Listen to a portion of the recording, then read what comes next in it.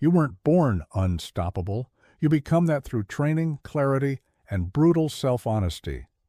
Musashi didn't chase greatness. He forged it through discipline, simplicity, and strategic thinking.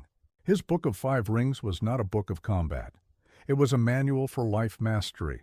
Earth, water, fire, wind, void, 5 principles, 5 weapons, 5 ways to crush hesitation, destroy confusion, and rise without limit. If you study them, not just read them, but live them, you will become something rare, untouchable in chaos, focused in noise, calm in pressure. Subscribe to our channel if you're ready to master your mind, and tell us, where are you watching from? Listen carefully. Before you can cut through life's obstacles, you must build yourself on solid ground. This is the way of Earth, the foundation principle. Everything that follows depends on this single truth. Excellence begins with a foundation. Without it, you crumble under pressure. Most people build their lives on shifting sand. They chase quick wins. They seek shortcuts. They want the glory without the groundwork. This is why they fail when the storm comes. This is why they break when tested. I learned this truth through 60 duels, 60 times. Life or death hung on preparation. Not luck, not talent. Preparation.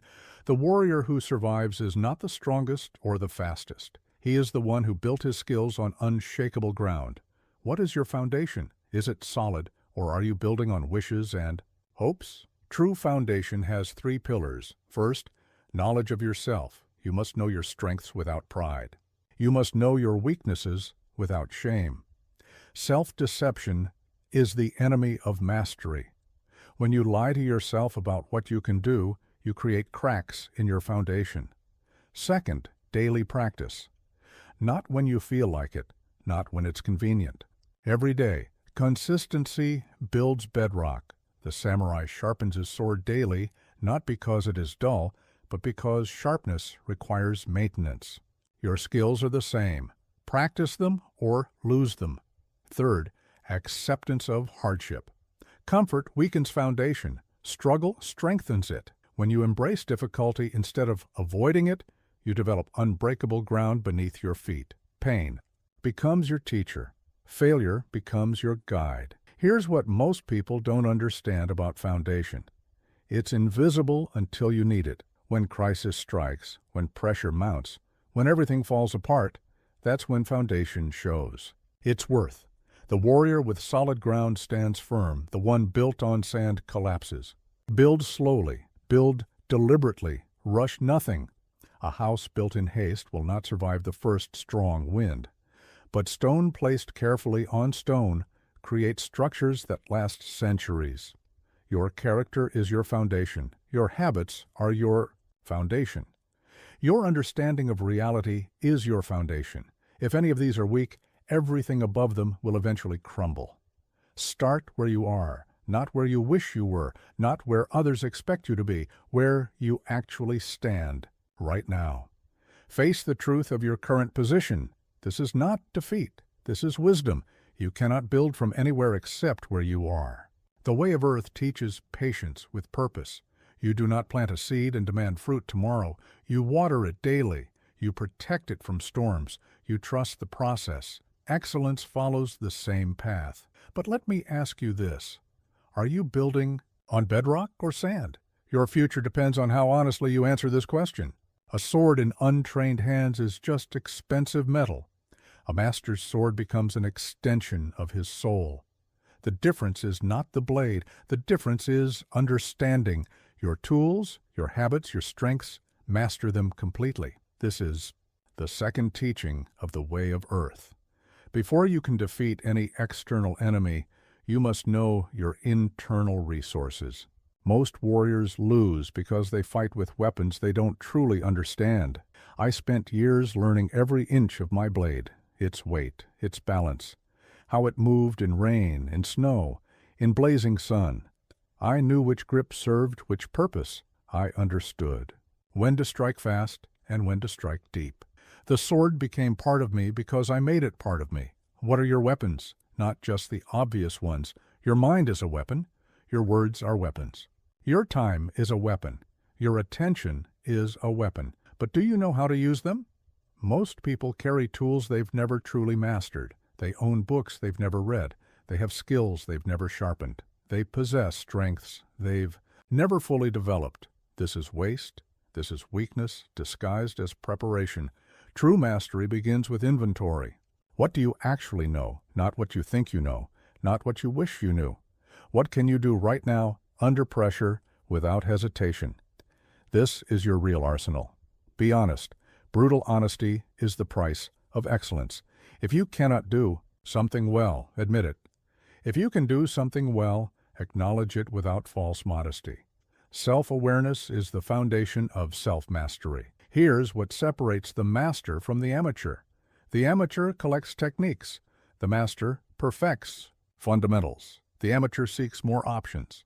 The master makes fewer tools work better. I could have learned 1,000 different sword styles. Instead, I mastered the principles behind all swordsmanship. This made me more dangerous than warriors who knew more techniques but understood less. Truth. Your strength multiplied is better than your weakness ignored. Focus on what you do well. Make it exceptional. Perfect it until others cannot compete with you in that arena. This is strategy. This is wisdom. But mastery requires more than skill. It requires understanding yourself, your tendencies under pressure, your reactions when threatened, your habits when tired or frustrated. The enemy studies you as much as you study them. Know your patterns. When do you make mistakes? When do you hesitate? When do you act too quickly? These patterns are predictable. If you can predict them, you can change them. If you cannot predict them, they will defeat you. The master warrior knows his weaknesses better than his enemies do. This knowledge becomes armor. You cannot be surprised by flaws you've already identified and addressed. Practice with your tools until using them becomes unconscious. When crisis strikes, you will not have time to think about technique. You will only have time to act. If your tools are not second nature, you will fail when it matters most. Train not just in perfect conditions. Train when tired. Train when distracted. Train when everything goes wrong. This is how you discover what you truly know versus what you only know in comfort. Every master weapon requires constant maintenance. Your skills are no different. What you don't use, you lose. What you don't practice, you forget. Daily sharpening is not optional. It is survival. But let me ask you this. When you go into battle today, do you know what weapons you're carrying? Or are you fighting blind with tools you've never tested? Know your weapons. Master your weapons. Then become the weapon that cannot be stopped. Power is not what you do once. Power is what you do repeatedly. This truth cuts through every excuse, every justification, every moment of weakness. It's not what you do sometimes. It's what you repeat without fail. The warrior who trains once with passion will lose to the warrior who trains daily with discipline. Consistency is the root of all power. I won 60 duels, not because I was the most talented swordsman. I won because I prepared the same way for every battle. Same routine, same focus, same intensity. When others relied on inspiration, I relied on repetition. Most people confuse activity with achievement. They work hard when they feel motivated. They push when inspired. They quit when the feeling fades. This is not the way. This is the path of eternal mediocrity. True strength comes from systems, not feelings. The master builds habits that work regardless of mood, weather, or circumstances. Rain or shine, tired or energetic, motivated or reluctant, the work continues. This is how ordinary people achieve extraordinary results. Your daily actions are either building you or destroying you. There is no neutral ground. Every choice compounds. Every repetition adds to your strength or subtracts from it. Small actions, repeated consistently, create massive change over time. But here's what most people don't understand about consistency. It's not about perfection, it's about persistence. Missing one day won't ruin you. Missing 2 days in a row starts building a dangerous pattern. Missing 3 days creates momentum in the wrong direction. The secret is minimum viable commitment. What can you do every single day, even on your worst day? Start there. Build from there. Master that level before adding complexity. I practiced sword forms every morning, not for hours when I felt inspired. For 20 minutes every morning, without exception. This consistency built reflexes that saved my life in combat. Small daily practice creates extraordinary capability.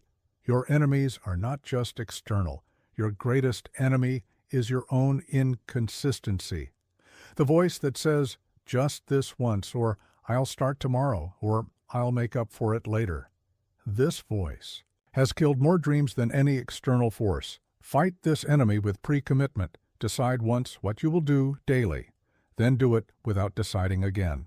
Decision fatigue kills consistency. Remove the choice. Make it automatic. Environmental design supports consistency.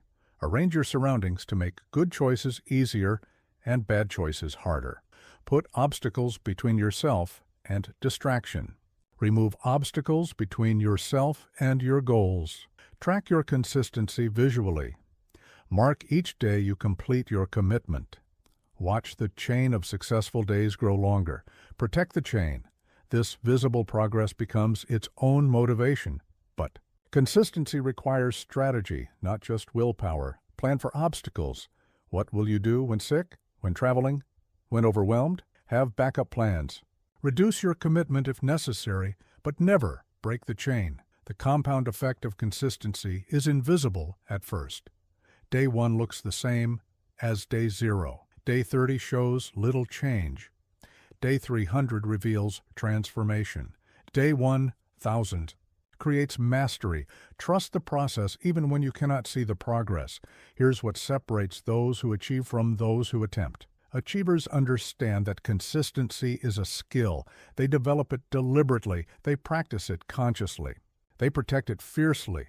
Your consistency is your character in action. It reveals what you truly value.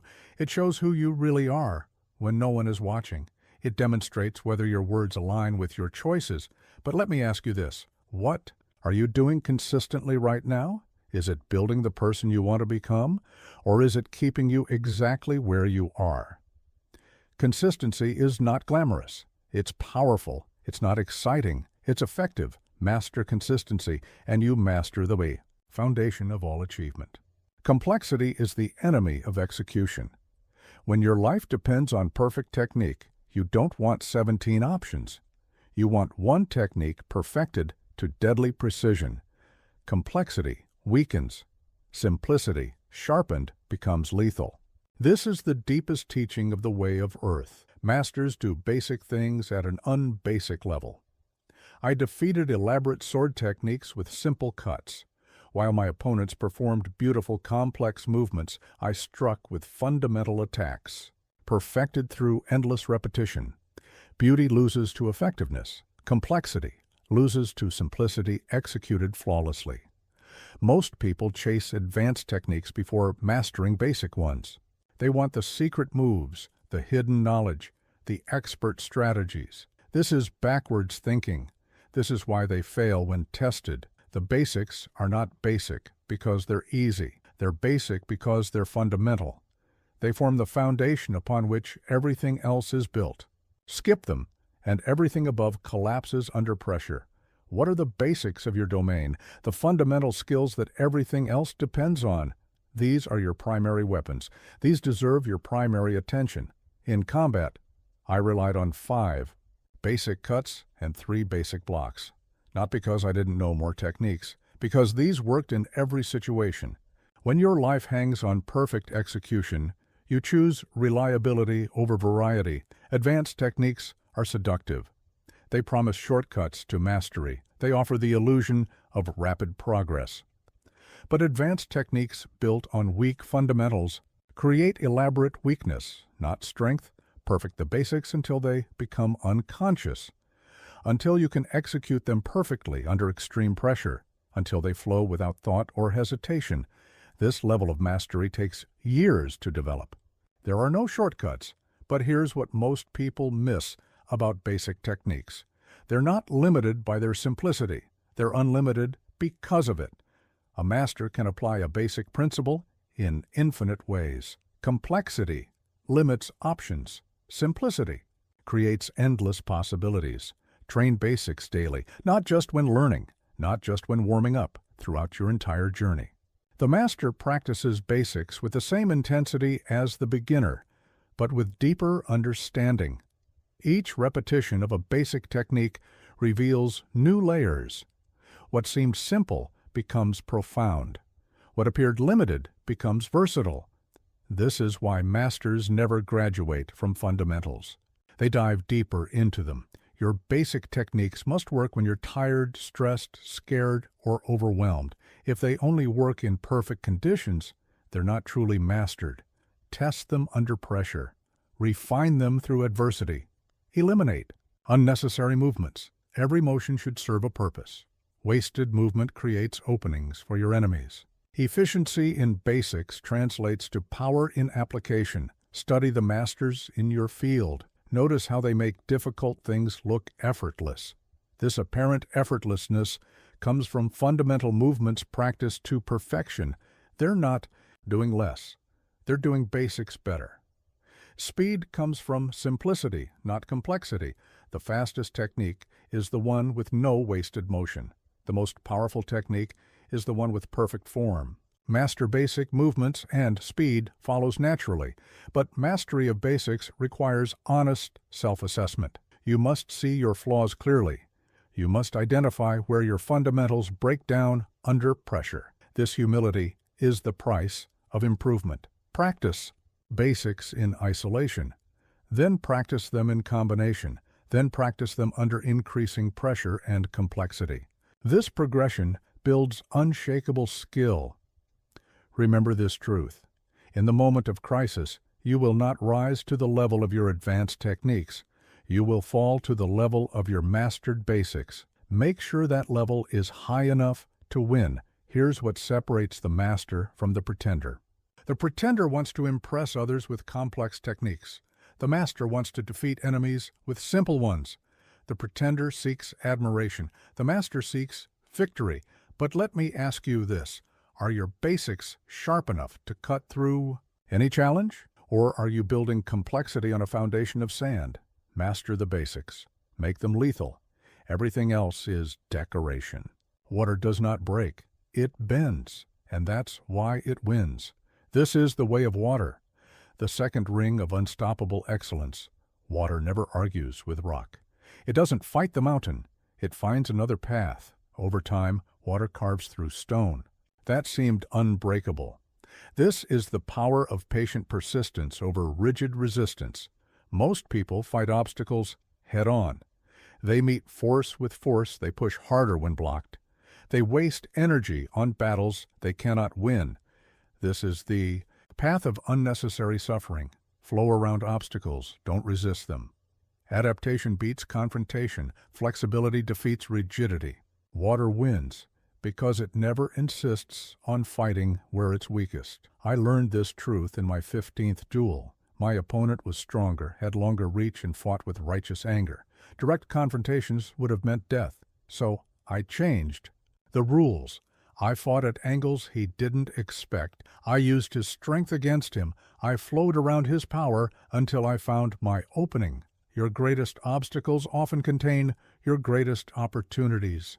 But you can only see them if you stop fighting the obstacle and start studying it. What does this barrier teach you? What new path does it reveal? How can its presence serve your purpose? Rigid plans break under pressure. Flexible strategies adapt and survive. The water warrior has a goal, but no fixed path. When one route closes, another opens. When one method fails, another emerges. But flowing around obstacles requires a different kind of strength, not the strength to force your way through, the strength to let go of how you thought things should happen, the strength to find new ways. When old ways fail, here's what most people don't understand about the way of water. It's not passive, it's not weak. Water is gentle until it needs to be fierce. It's flexible until it needs to be forceful. It chooses its battles wisely. Sometimes flowing around an obstacle means temporary retreat. This is not defeat. This is strategy. Water retreats to gather force. It finds higher ground. It waits for the right moment to advance with overwhelming power. Study your obstacles like a general studies terrain. Where are they strongest? Where are they weakest? What do they protect? What do they expose?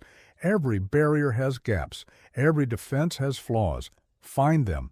Time often defeats obstacles that force cannot touch.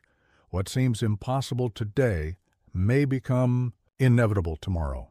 Water doesn't rush the mountain. It outlasts it. Patience is a weapon few people master, but flowing requires presence. You cannot adapt to what you cannot see. You cannot adjust to changes you don't notice. Stay alert. Stay aware. Read the current situation accurately before choosing your response. The way of water teaches multiple approaches. When one path closes, 3 others open. When one strategy fails, 2 backups activate. Water never depends on a single route. Neither should you. Practice mental flexibility daily. Challenge your assumptions. Question your methods. Ask better questions. What if the opposite were true? What if this obstacle is actually helping me?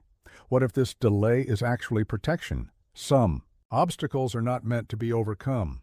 They're meant to redirect you towards something better. Water doesn't waste energy trying to flow uphill. It finds the natural path downward. Sometimes resistance is information. Listen to it. The water warrior chooses when to be soft and when to be hard.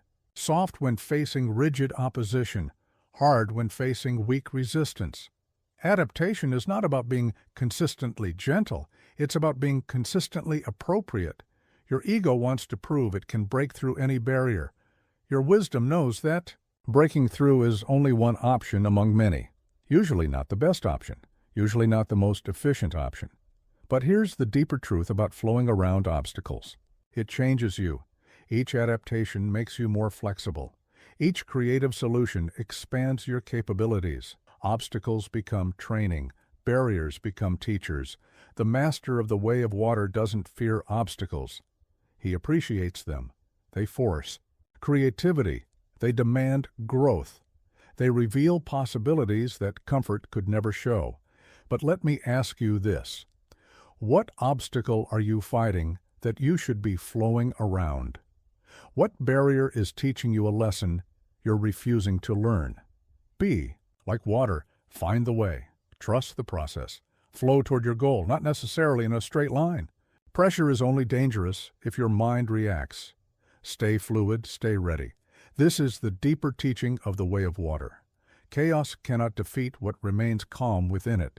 The storm does not disturb the depths of the ocean. Surface waves crash and foam, but below the turbulence lies perfect stillness. This is where the water warrior lives. In the calm beneath the chaos, I faced death 60 times. In each duel, chaos surrounded me, screaming crowds, life or death hanging on split-second decisions, my opponent's killing intent filling the air like poison. But inside, I maintained perfect stillness.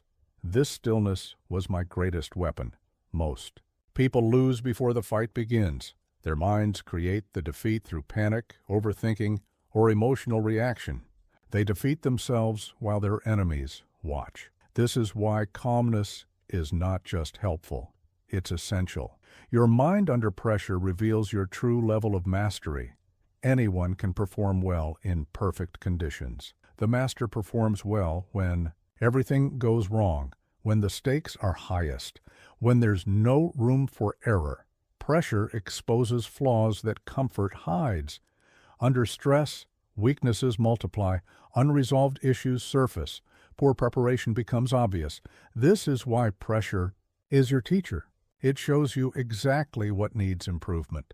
But pressure also reveals strengths you didn't know you possessed. Crisis forces innovation. Desperation creates breakthroughs. Emergency unlocks resources you thought you didn't have, if you remain calm enough to access them. Calm is not the absence of feeling. It's the presence of control. The water warrior feels fear, but doesn't let fear make decisions. He acknowledges anger, but doesn't let anger choose actions. Emotions inform. They don't command. Here's what most people miss about staying calm under pressure. It's a skill, not a personality trait.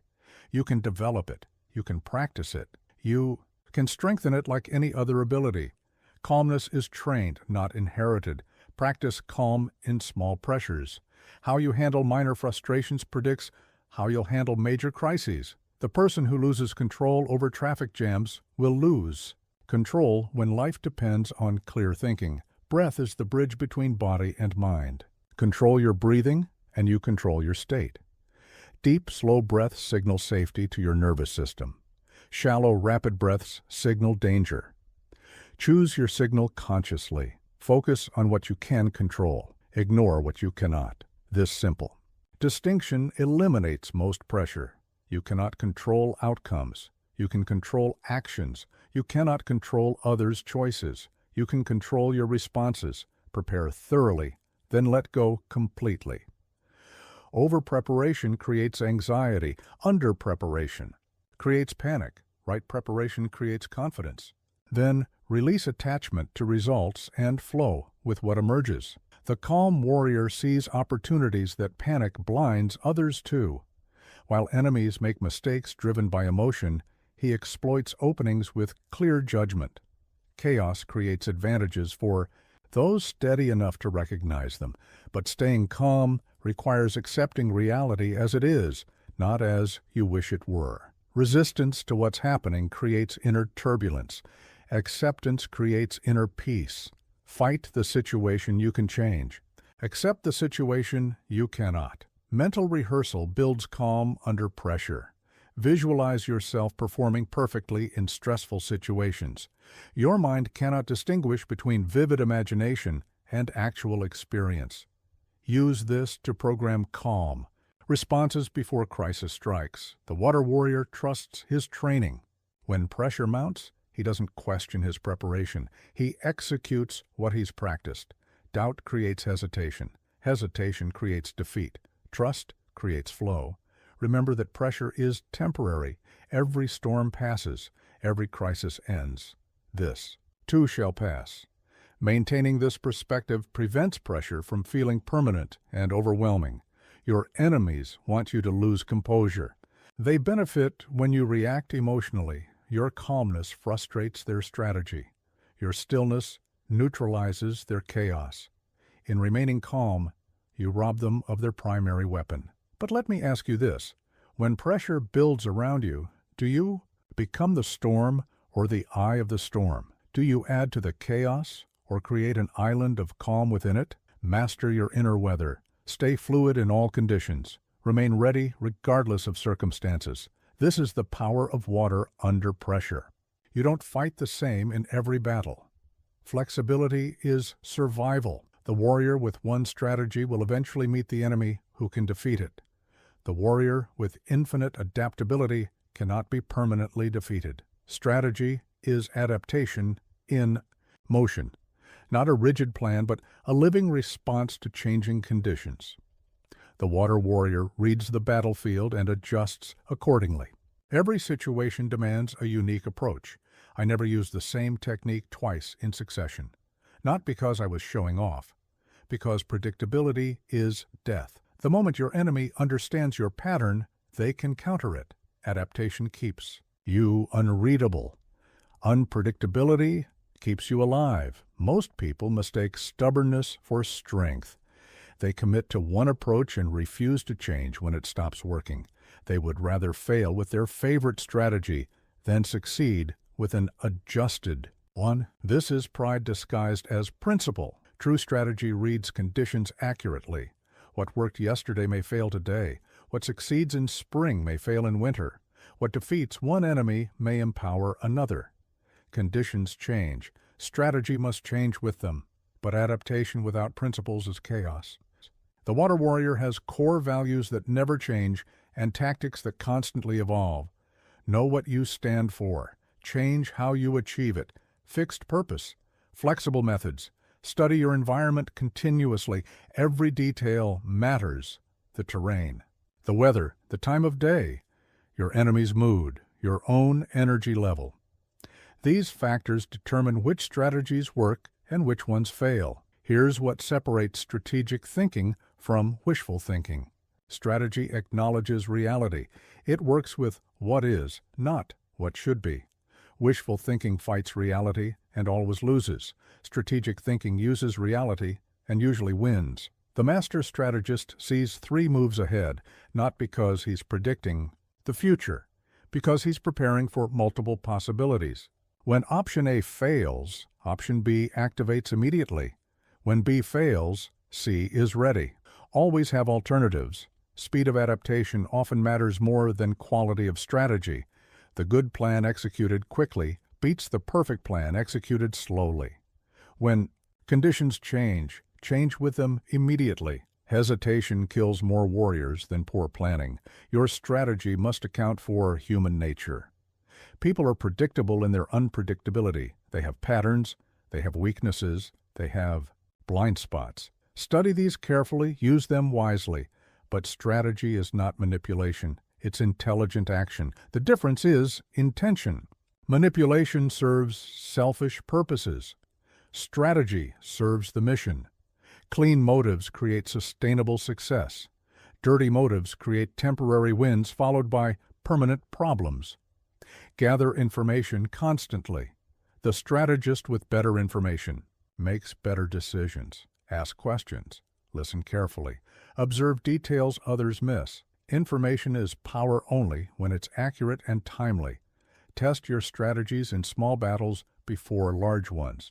Learn what works through experimentation, not catastrophe. Small failures teach lessons. Large failures end careers. Practice adaptation when the stakes are low. The adaptive warrior changes not just tactics, but mindset. Different battles require different mental states. Sometimes you need aggression, sometimes patience, sometimes creativity, sometimes discipline. Match your internal state to external requirements. Your enemies adapt too. What worked against them before may not work again. They learn from defeats. They adjust their defenses. They study your patterns just as you study theirs. Continuous evolution is the price of continued victory. But adaptation requires humility. You must admit when your approach isn't working. You must abandon strategies you're emotionally attached to. You must learn from enemies you'd rather dismiss. Ego kills adaptation. Time is often your greatest strategic ally. What seems impossible today may become inevitable tomorrow. Sometimes the best strategy is patience. Sometimes it's immediate action. Reading timing correctly determines success or failure. Strategic thinking applies to every area of life: career, moves, relationship choices, financial decisions, health habits, daily routines. Everything benefits from thoughtful adaptation to changing conditions. The master strategist never fights the same battle twice. Each encounter teaches lessons that inform the next one. Experience becomes wisdom only when it changes future behavior. But let me ask you this. Are you adapting your approach to changing conditions, or are you fighting today's battles with yesterday's strategies? Strategy without adaptation is rigidity. Adaptation without strategy is chaos. Master both. Become undefeatable through intelligent flexibility. Control the current, guide the energy, let your enemy waste theirs. This is the highest expression of the way of water. The master doesn't overcome force. He redirects it. Force against force creates destruction. Water against rock creates erosion. Time reveals which approach creates lasting victory. Smart defeats strong. Efficient defeats powerful. Redirection defeats resistance. I'd never match strength with strength unless I had overwhelming advantage. Why struggle against power when you can guide it? Why exhaust yourself breaking barriers when you can flow around them? Why fight energy when you can harness it? Most people believe more effort equals better results. They push harder when blocked. They force solutions that don't fit. They attack problems head-on, regardless of efficiency.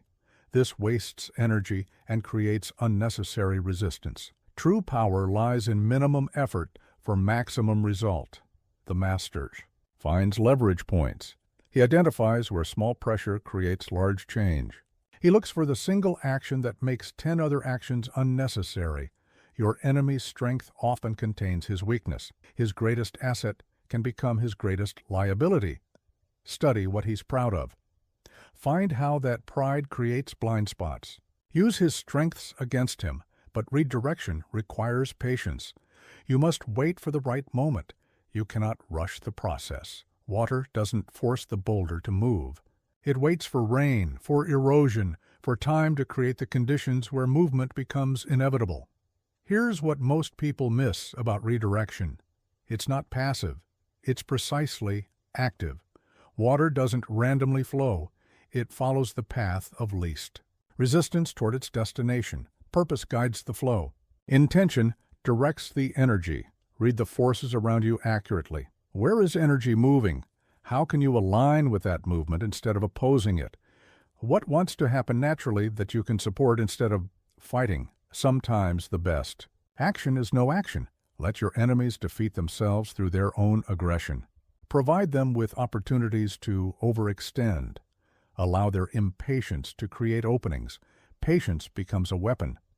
The art of redirection applies beyond combat. In conversation, redirect angry energy into productive discussion. In business, redirect market forces toward your goals. In relationships, redirect conflict toward understanding. Energy is energy. Direction determines outcome. Your ego wants to prove it can overpower opposition. Your wisdom knows that overpowering is only one option among many, usually not the most efficient option, usually not the most elegant option, usually not the smartest option. Study how water shapes landscapes. It doesn't argue with mountains. It doesn't fight valleys. It follows natural contours while gradually creating new ones. Power through persistence, not force. Change through consistency, not confrontation. But redirection requires understanding momentum. Moving objects want to keep moving. Stopped objects want to stay stopped. Work with these tendencies instead of against them.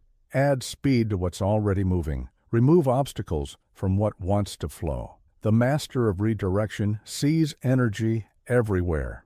In people's emotions, in market trends, in social movements, in personal motivation. All of this energy can be guided, channeled, and directed toward useful purposes. Never waste your enemy's mistakes. When they overcommit, exploit the opening. When they lose balance, increase their instability. When they reveal weakness, apply pressure precisely where it matters most. Their errors become your opportunities. Redirection often means giving your opponent what they think they want in a way that serves your purpose. Let them win battles that lose the war. Concede ground that doesn't matter to gain ground that does. Sacrifice the unimportant to preserve the essential. Your strength multiplied by leverage defeats greater strength applied inefficiently. Find the fulcrum points. Identify where small actions create large results. Look for the minimum viable intervention that produces maximum desired change.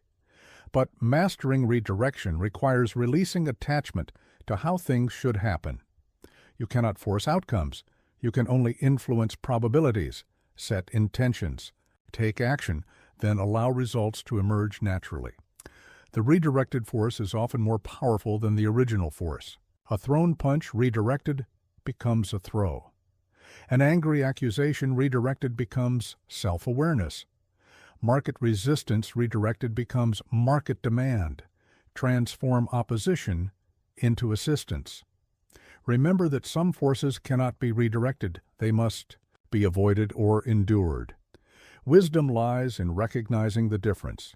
Don't waste energy trying to redirect what cannot be guided. Preserve strength for battles you can influence. But let me ask you this. Where are you forcing solutions that could be redirected? What energy are you fighting that you could be guiding? What opposition could become assistance with the right approach? Master redirection. Become the force that guides other forces. Let your enemies defeat themselves while you conserve energy for victory. Fire doesn't wait. It moves. You should too. This is the way of fire, the third ring of unstoppable excellence. When the moment for action arrives, hesitation becomes your greatest enemy. be the flame that consumes hesitation. Fire does not debate whether to burn. It does not question whether conditions are perfect. It acts according to its nature.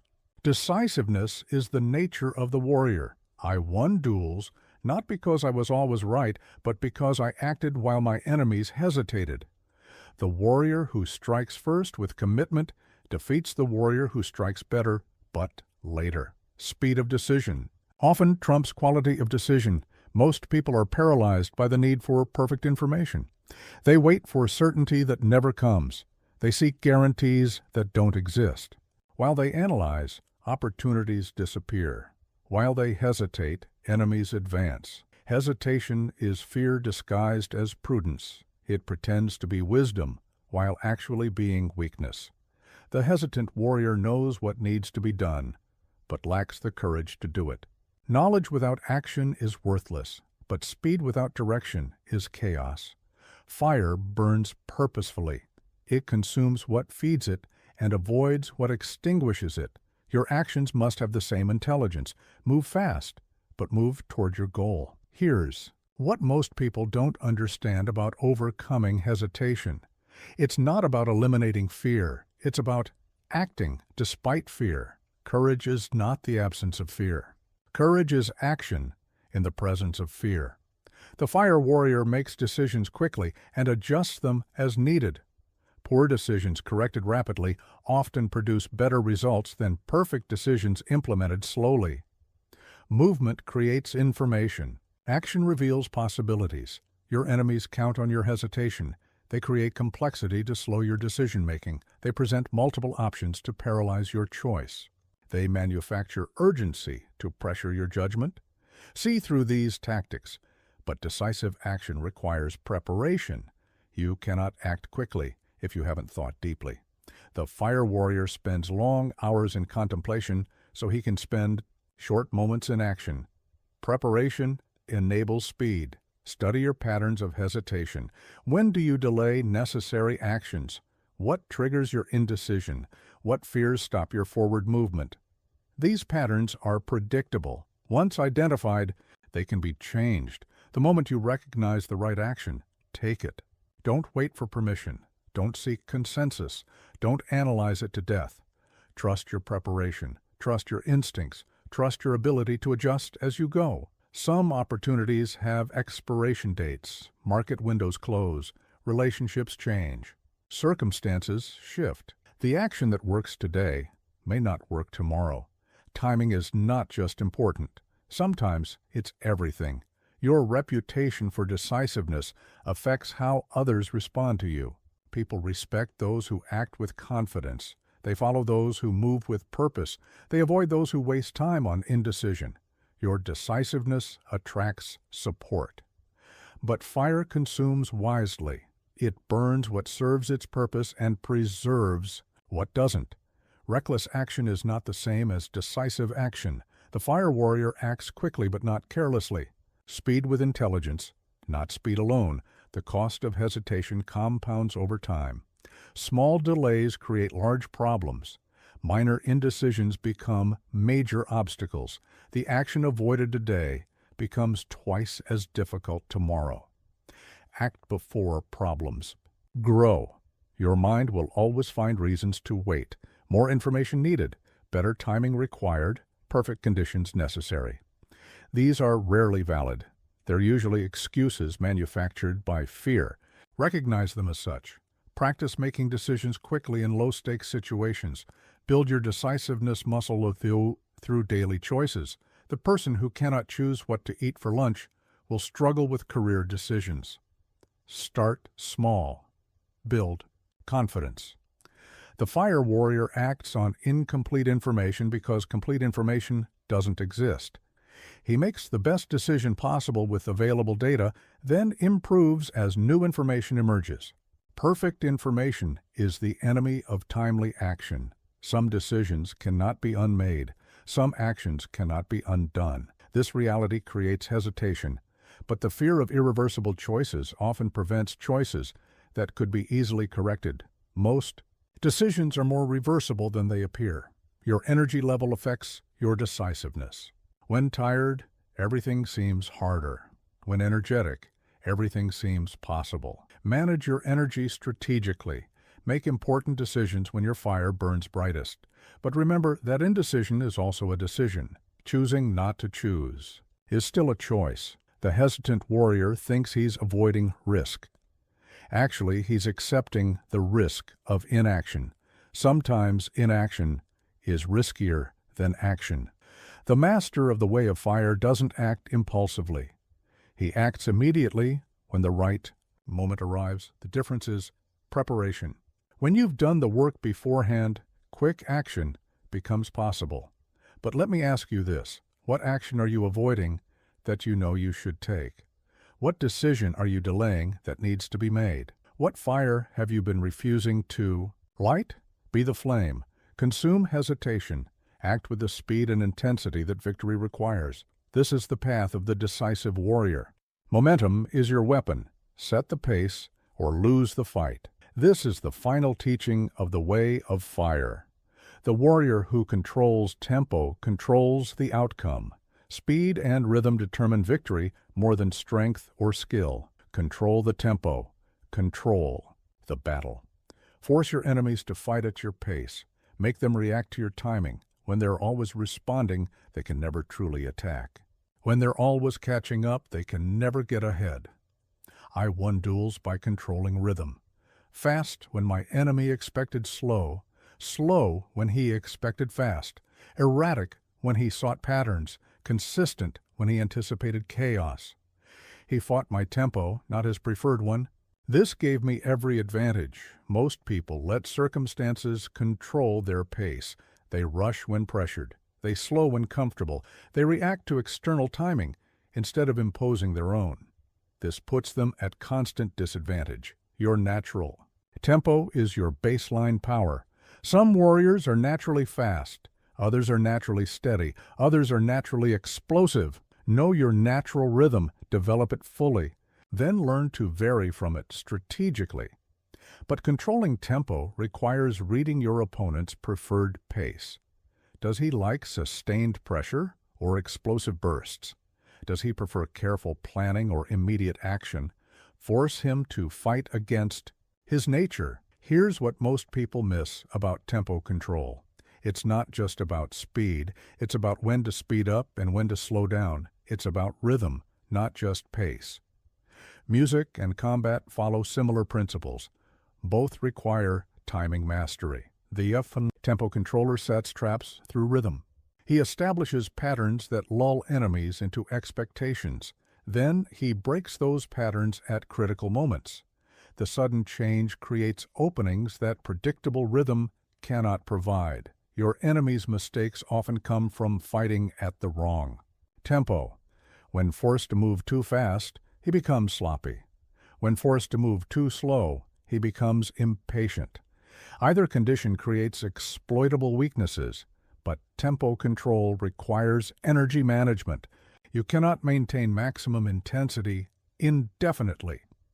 Learn to surge and recover, apply pressure, then conserve, build intensity, then manage it strategically. The master of tempo creates momentum through accumulated advantage. Small gains compound into large leads. Minor pressures build into overwhelming force. Consistent tempo creates inexorable progress toward victory. Some battles require sustained tempo. Others require variable rhythm. Others require explosive acceleration. Match your tempo strategy to your specific situation. Different enemies require different rhythmic approaches. Your preparation determines your tempo options. If you're poorly conditioned, you cannot sustain high pace. If you're inflexible, you cannot vary your rhythm. If you're unfocused, you cannot control timing. Fitness enables tempo control, but tempo control applies beyond physical combat. In negotiation, control conversational pace. In business, control project timelines. In relationships, control emotional intensity. He who sets the rhythm leads the dance. The tempo master recognizes when opponents try to control his pace. He feels the pull of the rhythm. He resists their attempts to speed him up or slow him down. He maintains his chosen tempo despite external pressure. Your reputation for tempo control affects future conflicts. Enemies know they must fight at your pace or lose. This knowledge creates psychological pressure before physical combat begins. Mental advantage often determines physical outcome. Study how great performers control tempo. Musicians build and release tension. Athletes surge and recover strategically. Leaders accelerate and decelerate organizational pace. Learn from masters across disciplines. The controlled tempo creates inevitability. Enemies sense they're fighting against unstoppable momentum. This feeling weakens their resolve. They begin fighting your tempo instead of fighting you. The battle becomes psychological, but tempo control requires present moment awareness. You must feel the current rhythm. You must sense when change is needed. You cannot control what you cannot perceive. Develop sensitivity to timing and pace. Some moments demand maximum tempo. Others require minimum tempo. Others call for tempo. Changes. The master reads these moments accurately and adjusts accordingly. Right tempo at right time creates right results. Your energy expenditure must match your tempo strategy. High tempo periods require more energy. Recovery periods restore energy. Plan your energy allocation as carefully as your tempo changes. The tempo controller often wins through exhaustion. He forces enemies to fight at unsustainable pace. They burn energy faster than they can recover it. Eventually, they collapse from their own overexertion. But remember that tempo is a tool, not a goal. The objective is victory, not rhythm demonstration. Use tempo control to achieve your strategic objectives. Don't let tempo mastery become an end in itself.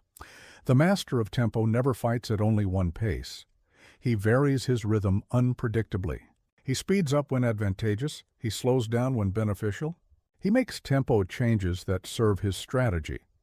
But let me ask you this. Are you setting the pace in your important battles? Or are you always reacting to someone else's tempo? Who controls the rhythm of your most critical conflicts? Master tempo. Control the pace. Set the rhythm that leads to victory. This is the path of the strategic warrior. Learn from all. Copy none. Create your own silent edge. This is the way of wind. The fourth ring of unstoppable excellence. Understanding every approach while being bound by none. Study every style, but follow none. Each tradition contains wisdom. Each method offers insights. Each approach reveals possibilities. But no single style contains all truth. The complete warrior synthesizes knowledge from every source while being enslaved by none. I studied every sword school in Japan, not to become their student, but to understand their strengths and weaknesses. Each style had techniques that worked. Each also had limitations that could be exploited. Knowledge of all styles made me superior to masters of single styles, most. People become prisoners of their training. They learn one method and defend it religiously. They mistake their style for the truth instead of recognizing it as one path among many. This blindness creates vulnerability. The follower of no style is unreadable. Enemies cannot predict his moves because he draws from unlimited sources. They prepare for one approach and face another. This unpredictability is power. But studying every style requires intellectual humility. You must admit that your current method is incomplete. You must acknowledge that enemies might have superior techniques. You must learn from those you might prefer to dismiss. Here's what most people miss about style study. You're not collecting techniques. You're understanding principles. Techniques are specific to situations. Principles apply across contexts. Master principles and techniques emerge naturally. The Wind Warrior adapts his style to each opponent. Against rigid fighters, he flows. Against flowing fighters, he strikes directly. Against aggressive opponents, he redirects. Against defensive opponents, he pressures. Style serves strategy, not ego. Your enemies expect consistency from you. They study your patterns to find counters. When you have no fixed style, they cannot prepare specific defenses. Every encounter requires them to solve a new puzzle, but mastery of multiple styles requires years of study. You cannot learn everything quickly. Start with understanding your enemy's preferred methods, then gradually expand your knowledge base. Depth first, breadth second. The student of all styles sees connections others miss. Similar principles appear in different forms across traditions. What boxing calls slipping, martial arts call evasion. What business calls pivoting, military calls tactical adjustment. Truth has many expressions. Your foundation style provides your baseline competence. Other styles provide specialized tools. Build deep competence in one approach, then add capabilities. From others, fusion creates innovation. Some styles emphasize offense. Others emphasize defense. Others emphasize balance. Others emphasize surprise. Study the mindset behind each approach. Understanding why styles developed reveals when they're most effective. The Wind Warrior borrows freely, but attributes correctly. He doesn't claim to have invented what he learned from others. Respect for sources maintains access to teachers. Arrogance closes doors to knowledge. But studying styles without practicing them creates theoretical knowledge without practical skill. You must test what you learn. Experiment under pressure.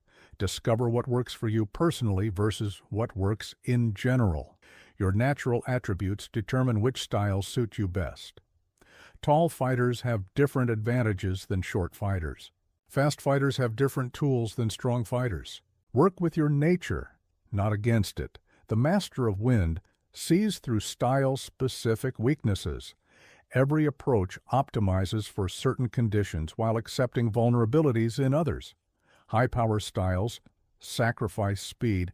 Defensive styles sacrifice initiative. No style is perfect for every situation.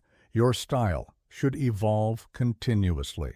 What worked at 20 may not work at 40. What succeeds against beginners may fail against masters. Stay flexible, stay learning, stay growing, but beware of style addiction. Some people collect techniques like trophies without mastering any. They know a little about everything and a lot about nothing. Breadth without depth creates illusion of competence. The Wind Warrior trains with different opponents constantly. Sparring only with similar styles limits growth. Seek out different approaches. Test your methods against unfamiliar attacks. Discomfort accelerates learning. Remember that your opponents also study styles. They may know your methods better than you think. The advantage of style knowledge works both ways. Stay ahead by learning faster than they do. The ultimate goal is transcendence of style. When you understand all approaches deeply enough, you move beyond them. You respond perfectly to each moment without referring to any system. This is true mastery, but let me ask you this. What styles are you studying beyond your own? What approaches could strengthen your current methods? What are you learning from opponents who think differently than you do? Study everything. Master. What serves you? Transcend what limits you. This is the path of the endless learner. Victory begins where their strategy ends. Outsmart, outweight, outmove. This is the culmination of the way of wind. True victory comes not from defeating your opponent's body, but from understanding and neutralizing their mind. Understand the mind of your opponent, their fears, their desires, their patterns, their blind spots. When you understand how they think, you can predict how they'll act. When you can predict their actions, you can control the outcome. I won duels by studying my opponent's mental patterns before facing their physical techniques. How did they respond to pressure? What made them angry? What made them hesitant? The mind shapes the sword. Control the mind. Control the fight. Most people focus on external tactics while ignoring internal psychology. They prepare for what their enemies might do without understanding why they do it. This creates partial preparation. Complete preparation includes mental analysis. Your opponent's mind has consistent patterns, ways of thinking developed over years. reflexive responses to certain situations, predictable reactions to specific pressures. These patterns are more reliable than their conscious strategies. But understanding enemy psychology requires understanding your own first. Your biases affect what you perceive in others. Your fears influence what you think they're planning. Your desires shape what you believe they want. Clean your own mental lens first. Here's what most people miss about psychological warfare. It's not about manipulation. It's about accurate understanding. When you truly understand how someone thinks, you can predict their choices. Prediction enables superior strategy. The Wind Warrior identifies his opponent's primary motivation. Is it fear-based or desire-based? Do they want to prove something or protect something? Do they seek glory or security? Understanding motivation reveals predictable behavior patterns. Your enemies have mental triggers that create automatic responses. Certain words that anger them, certain actions that frighten them, certain situations that confuse them. Find these triggers. Use them strategically. But psychological understanding requires patience. People don't reveal their true nature immediately. They project false images. They hide vulnerabilities. They create deceptive impressions. See through the mask to the reality beneath. The master of psychological warfare knows that everyone has unhealed wounds, past defeats that still sting, old failures that create current fear, previous humiliations that drive present behavior. These wounds are leverage points. Your opponent's greatest strength often contains their greatest weakness. The highly aggressive fighter may lack defensive skill. The perfectly cautious fighter may miss opportunities. The supremely confident fighter may underestimate opponents. Strength becomes vulnerability when overused. Study how your opponents prepare for battle. Do they over-prepare or under-prepare? Do they seek comfort or challenge? Do they prefer routine or novelty? Preparation patterns reveal thinking patterns. The psychological warrior understands that every mind has internal conflicts. Part of them wants to attack, part wants to defend. Part seeks risk, part seeks safety. Identify these conflicts, exploit the contradictions, but remember that psychological understanding works both ways. Your enemies study your mind just as you study theirs. Develop psychological discipline. Don't reveal your true thoughts through unconscious signals. Your opponent's decision-making process has consistent characteristics.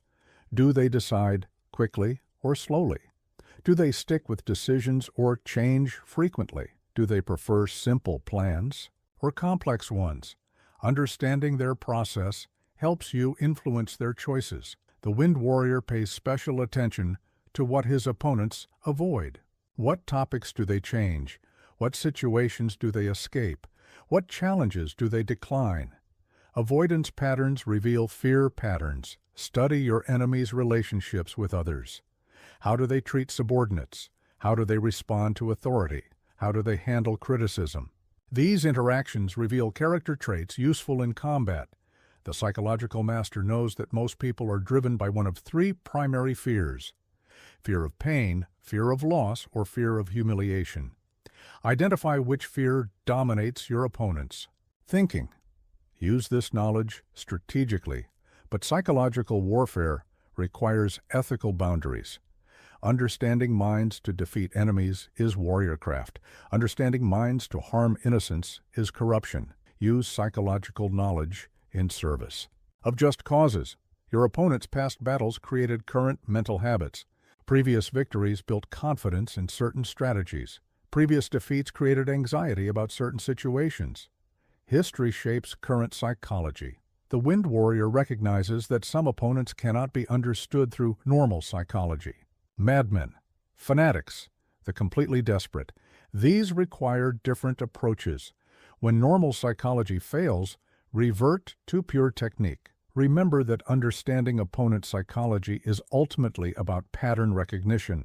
Humans are creatures of habit. They repeat what worked before. They avoid what failed before. Find the patterns. Use the patterns. The ultimate psychological advantage is becoming unpredictable while your enemies remain predictable. They cannot. Prepare for what they cannot anticipate. You can prepare for what you can predict. But let me ask you this. Do you really understand how your opponents think? Or are you projecting your own thought patterns onto them?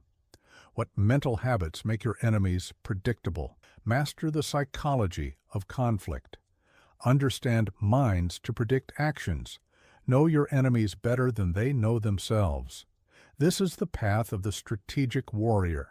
The moment you believe you've mastered the way begins to master you. Arrogance is the death of improvement. Pride is the enemy of progress. The master remains a student until the day he dies. Stay humble, stay hungry. This balance creates unstoppable growth. Humility keeps you learning. Hunger keeps you moving. Together they prevent the stagnation that kills warriors. I won 60 duels, but never considered myself undefeatable. Each victory taught me something new about combat. Each opponent revealed a weakness I hadn't seen. The day you stop learning is the day you start losing. Most people become prisoners of their own success. They achieve something significant and start believing their own legend. They defend past accomplishments instead of creating new ones. This mindset guarantees future failure. True strength knows its limitations. The humble warrior studies his defeats more carefully than his victories. Victories can lie to you.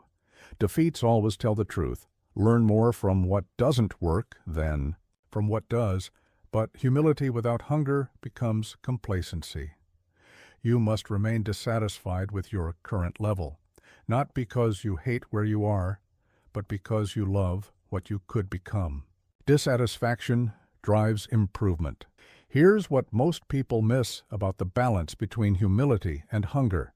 Humility keeps you teachable. Hunger keeps you moving. Without humility, you become unteachable. Without hunger, you become static. Both create death. The humble warrior knows that every opponent has something to teach. Even the weakest enemy might possess one technique worth learning. Even the strangest style might contain one useful principle. Arrogance blinds you to lessons. Hunger must be directed toward growth, not just victory. Victories come and go. Growth accumulates. The warrior who grows with each battle becomes stronger over time. The warrior who only seeks wins eventually faces superior opponents. But true humility sees reality clearly. It's not false modesty. It's not self-deprecation. It's accurate assessment of current capability combined with recognition of unlimited potential. Know what you can do. Know what you cannot yet do. The hungry warrior studies constantly, not just techniques, but principles, not just tactics, but strategy, not just physical skills, but mental disciplines. Learning never stops. Growth never ends. Mastery never arrives. Your greatest enemy is your own ego. It wants to protect your image more than improve your performance. It prefers being right to being effective. It chooses comfort over growth. Fight your ego more fiercely than any external opponent. The humble, hungry warrior welcomes criticism, not because he enjoys being criticized, but because criticism reveals blind spots. The person willing to tell you what you're doing wrong is often more valuable than the person who tells you what you're doing right. But staying hungry requires clear vision of what's possible. You must see what you could become to stay motivated toward becoming it. Without vision of possibility, hunger dies. With clear vision, hunger grows. The master knows that mastery is a journey, not a destination. There's always another level, always another skill to develop, always another understanding to gain. The path continues indefinitely.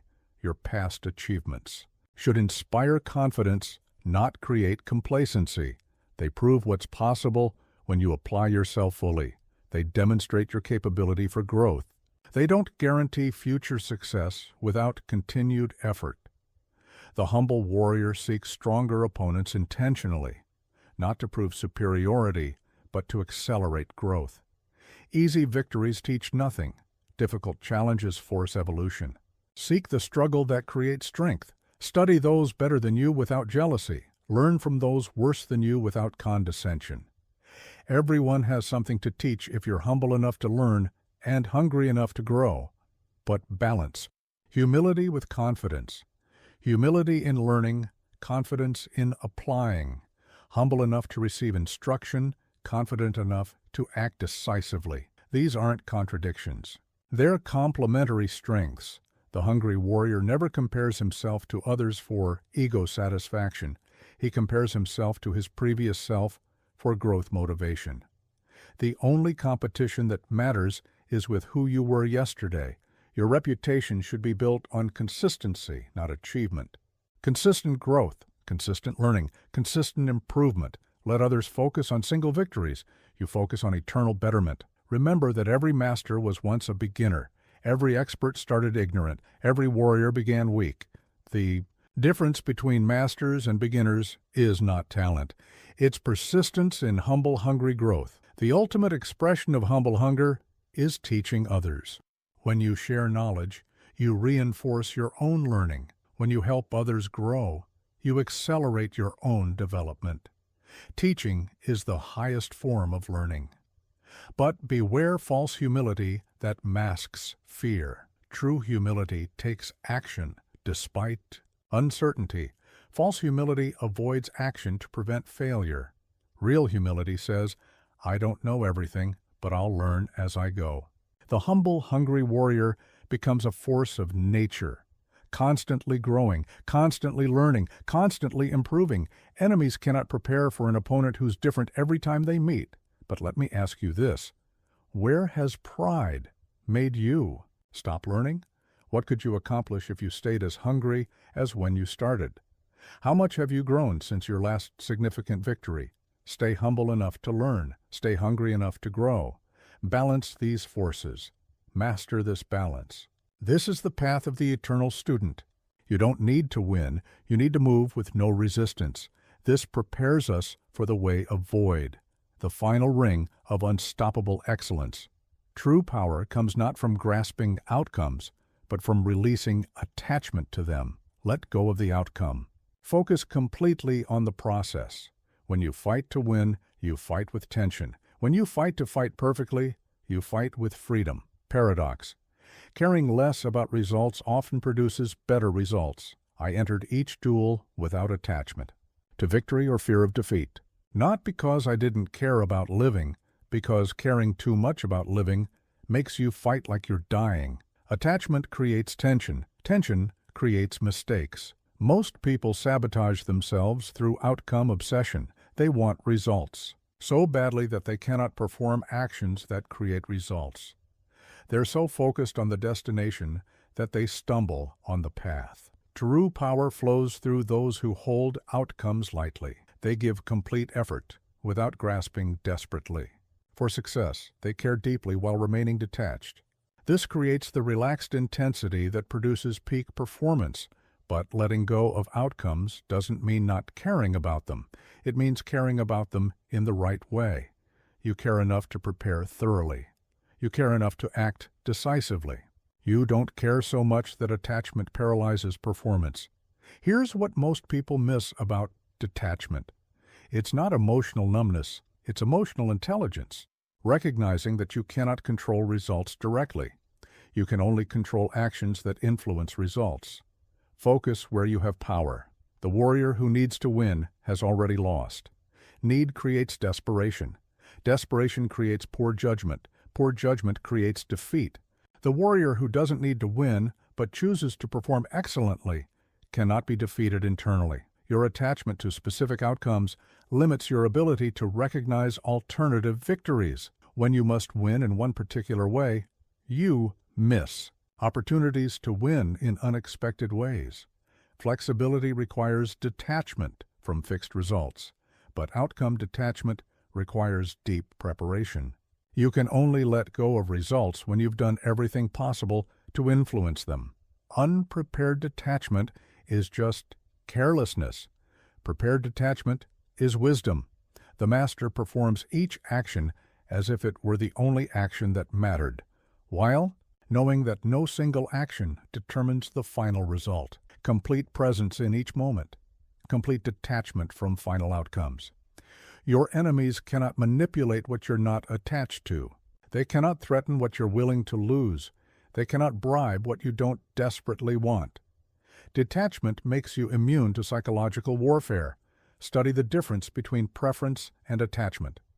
You can prefer victory while being unattached to it. You can want success while not needing it. Preference motivates action. Attachment corrupts performance. The detached warrior makes better decisions because fear doesn't distort his judgment. When you're not afraid of losing, you can see opportunities that desperate people miss. When you're not obsessed with winning, you can choose strategies that actually work. But detachment from outcomes requires attachment to process. Pour your energy into preparation. Lose yourself in training. Become obsessed with improvement. Channel attachment toward things you can control completely.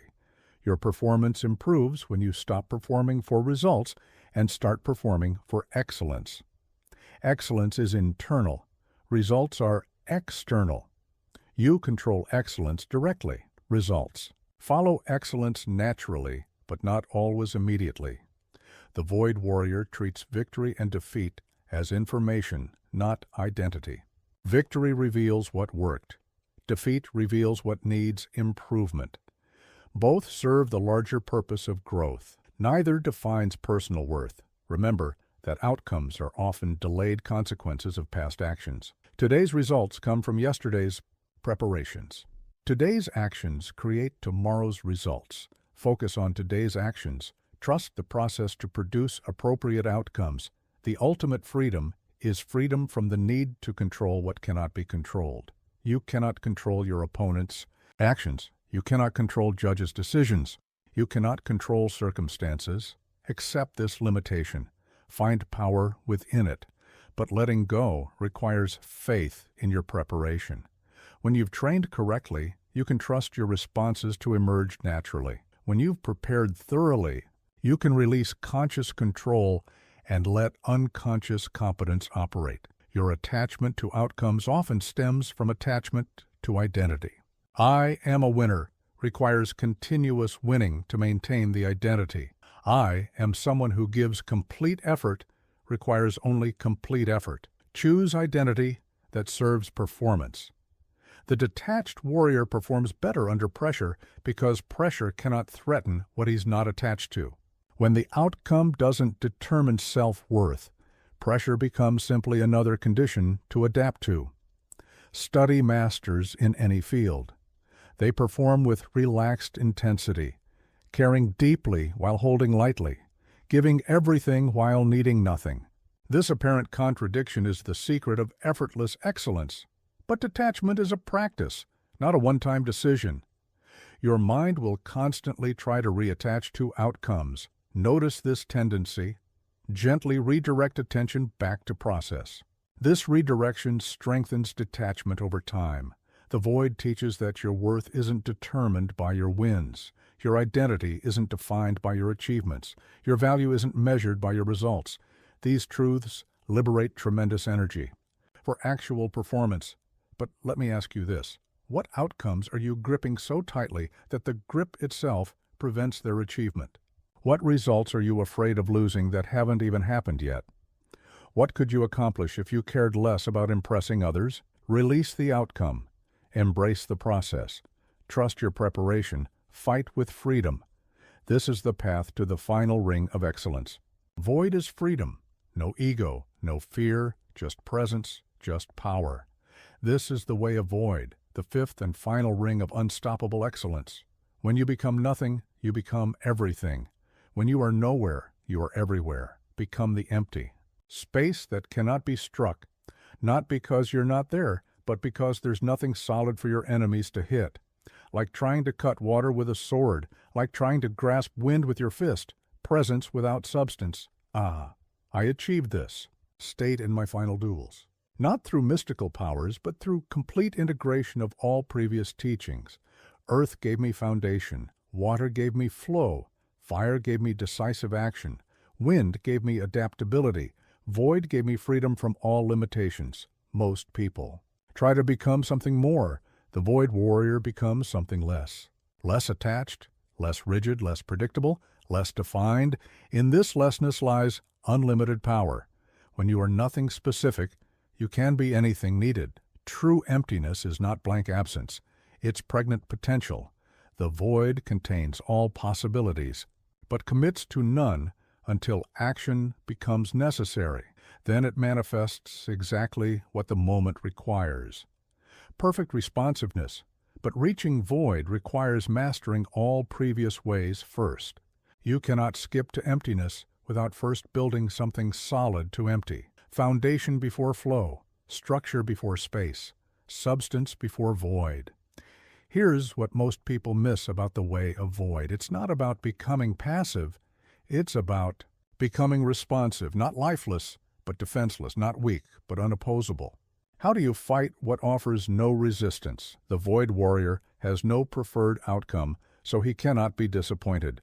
No fixed strategy, so he cannot be countered. No rigid identity, so he cannot be insulted.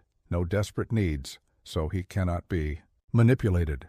Freedom through emptiness. Your enemies cannot study what has no consistent form. They cannot predict what follows no fixed pattern. They cannot prepare for what adapts to every situation. Emptiness makes you unstudyable. Unpredictability makes you undefeatable. But void is not confusion. It's clarity without content. Not knowing what will happen next, but being perfectly ready for whatever does happen.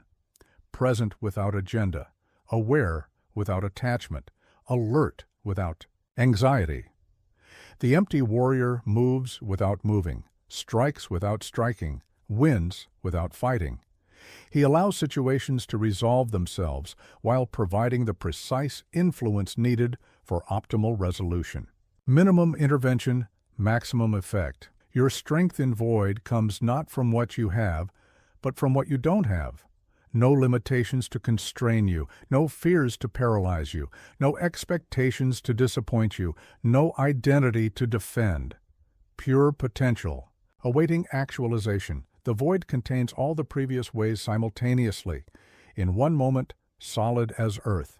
In the next, flowing as water. Then, explosive as fire. Then, adaptive as wind. Then, empty as void again. All possibilities available. Instantly. Study how masters in any field eventually transcend their training. They move beyond technique to pure expression, beyond rules to pure effectiveness, beyond method to pure responsiveness. This is void in action. But achieving void requires surrendering the ego that wants to be special. Void is not specialness. It's ordinariness perfected, not standing out, but fitting in perfectly with each moment's requirements. Extraordinary through complete, ordinarily, the void warrior doesn't fight his enemies. He allows them to fight themselves. He creates conditions where their own actions defeat them. He becomes the space in which their mistakes become obvious.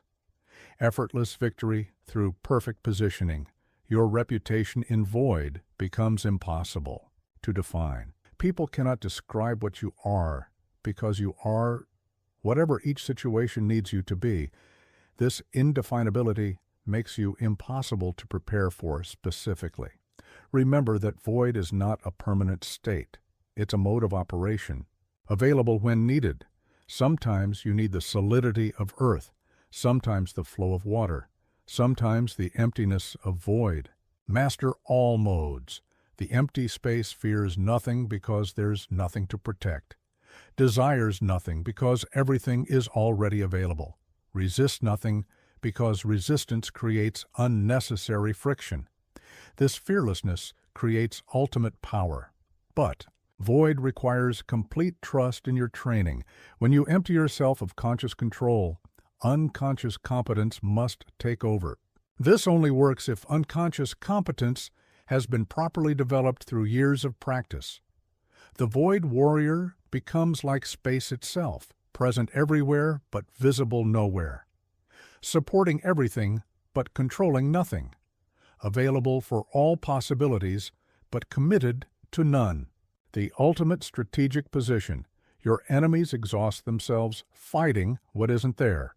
They prepare for attacks that don't come. They defend against strategies that don't exist. They solve problems that aren't problems. While they fight shadows, you accomplish objectives. The final teaching of Void is that mastery is not a destination, but a way of being. Not something you achieve, but something you become. Not a prize you win, but a dance you dance. Mastery as constant responsiveness to reality. In Void, you realize that you were never fighting external enemies. You were always fighting internal limitations. Remove the limitations, and enemies become teachers. Remove resistance and obstacles. Become opportunities. The way of Void completes the circle. Earth builds foundation. Water teaches flow. Fire demands action. Wind requires adaptation. Void transcends all while incorporating all. The 5 rings become one ring. The many ways become one way. But let me ask you this final question. Are you ready to become nothing in order to become everything? Can you empty yourself of what you think you are to discover what you actually are?